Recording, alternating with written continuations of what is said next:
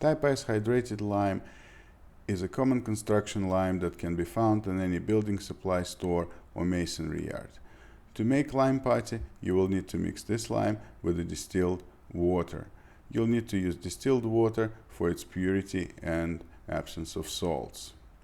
You will mix it with mixing whisk, which is also a common tool and can be gathered from a paint supply store. The drill should be preferably powerful and high torque drill because it's strenuous labor for it to mix the paint. You need to set the drill to run in reverse, counterclockwise, to stop it from squirting things around. So, powder, hydrated lime putty, distilled water, drill, and a whisk. Also, you're going to need a good dust mask because you don't want to breathe in any of the hydrated lime. Make sure you're pouring the lime into the water. Put about a third of the water in a bucket and slowly pour the dry lime into the water, running the drill in reverse, mixing it in. So you keep pouring it until you get the paste consistency, sort of a cream cheese consistency of the mixture. And you will continue to mix it until all the clumps and all the lumps of still dry lime will be properly hydrated.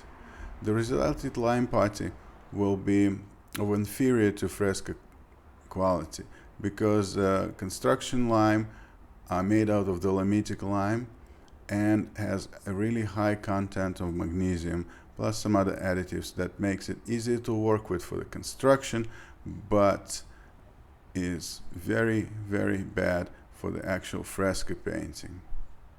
However, the resulted lime putty will give you a great material to do plastering exercises, to learn and get familiar with the application of fresco plaster and plaster layers.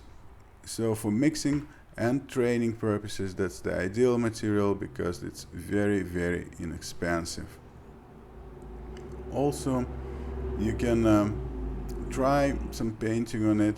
However, the color will not be as bound to the surface as it happens with high calcium lime, and some fluorescence can happen, and also the layers may eventually delaminate or crack, which would not a desirable effect on the fresco unless you want to make something really like distressed looking, which in that direction that's okay.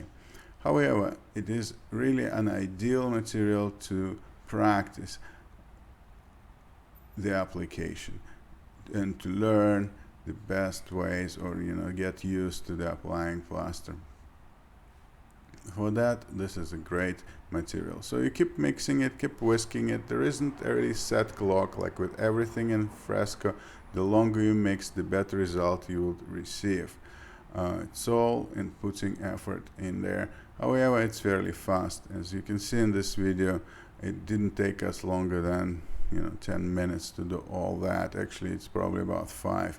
I would suggest mixing as long as you can, but at least 15-20 minutes to get everything properly mixed in. And the consistency you're looking for is about consistency of cream cheese.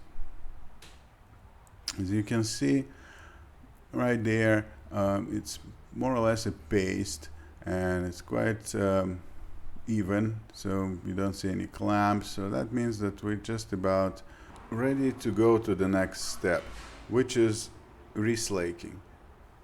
So we'll still mix a little bit, still go around just to make sure that there are no clumps, just to make sure that it's perfectly mixed and it's a perfect consistent paste.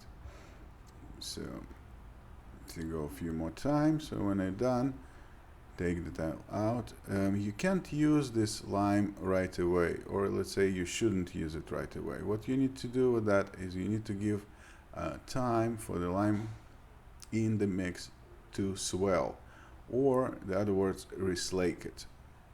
That usually takes about minimum of 2 weeks. And it takes years for the lime to slake, but for the practice purposes, and especially since you're working with the hydrated lime, a couple of weeks should do the trick. So just cover it with a layer of water to stop carbon dioxide from calcifying the lime, and put a lid on it and leave it for a couple of weeks.